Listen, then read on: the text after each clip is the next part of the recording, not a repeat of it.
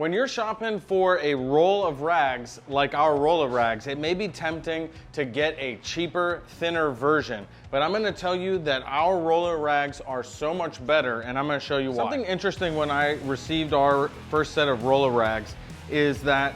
they're actually pretty thick, and while they're not the softest towel we offer, of course, and they're meant to be used as a all-purpose general utility towel, which we do use around the shop,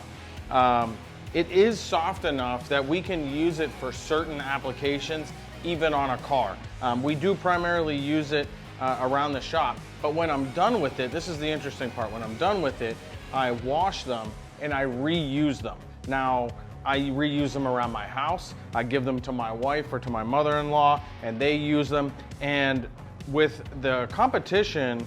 I have a set of their Roll-O-Rags look-alike, and the towel is so thin that it's almost like a paper towel, in the sense that when you use this roll-off towel,